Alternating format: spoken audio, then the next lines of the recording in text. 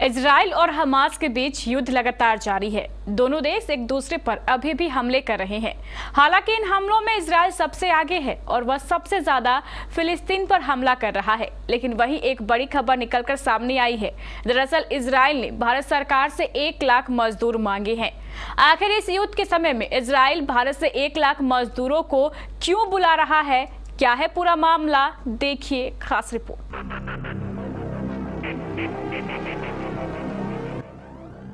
Israel और Hamas के बीच चल रहे जंग के बीच यहूदी देश श्रमिकों की कमी से जूझ रहा है। इजराइल में काम करने वाले गजा पट्टी के वर्कर्स का वर्क परमिट कैंसिल कर दिया गया है। ऐसे में इस कमी को पूरा करने के लिए इजरायली कंपनियों ने सरकार से भारतीय मजदूरों को काम पर रखने की मंजूरी मांगी है। एक रिपोर्ट के मुताबिक इजरायली बिल्डर्स एसोसिएशन ने सरकार से आग्रह किया है कि गजा पट्टी में इजरायली सेना और हमास चरमपंथियों के बीच चल रहे युद्ध के बीच अपना वर्क परमिट खो चुके फिलिस्तीनियों की जगह लेने के लिए कंपनियों को 1 लाख भारतीय मजदूरों को काम पर रखने की अनुमति दी जाए। दरअसल 7 अक्टूबर को हमास की ओर से हुए हमले के बाद से फिलिस्तीनियों का काम करने का परमिट रद्द कर दिया गया है। इसमें 1 लाख फिलिस्तीनियों का रोजगार खत्म हो चुका है। इजरायली कंपनियां इस कमी को पूरा करने के लिए भारतीय मजदूरों की मौजूदगी चाहती हैं।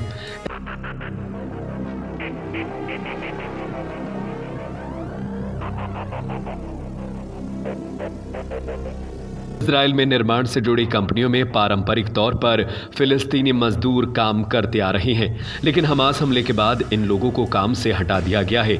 इस कारण अब इजराइल में निर्माण के सभी काम पूरी तरह से ठप हो चुके हैं। जिन बिल्डिंगों का कुछ दिनों पहले तक लगातार निर्माण हो रहा था, वो अब साइट पूरी तरह खाली है।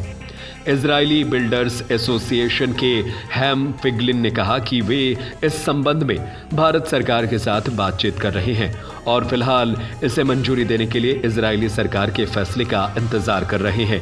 उन्होंने कहा, हमें उम्मीद है कि हम पूरे सेक्टर में काम करने के लिए भारत से करीब 50,000 से लेकर 1 लाख मजदूरों को शामिल करेंगे और इसे सामान्य स्थिति में लाएंगे।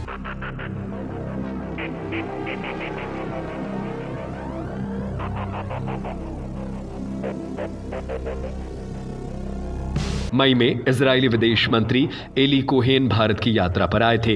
इस दौरान भारत और इजरायल ने 42,000 भारतीय मजदूरों को निर्माण और नर्सिंग के क्षेत्र में यहूदी देश में काम करने की अनुमति देने के लिए एक समझौते पर हस्ताक्षर किया था। इस समझौते के मुताबिक इजरायल में 42,000 भारतीय मजदूर जाएंगे, जिनमें से 34,000 कंस्ट्रक्शन फील्ड में काम करेंगे और बाकी नर्सिंग क्षेत्र में काम करेंगे।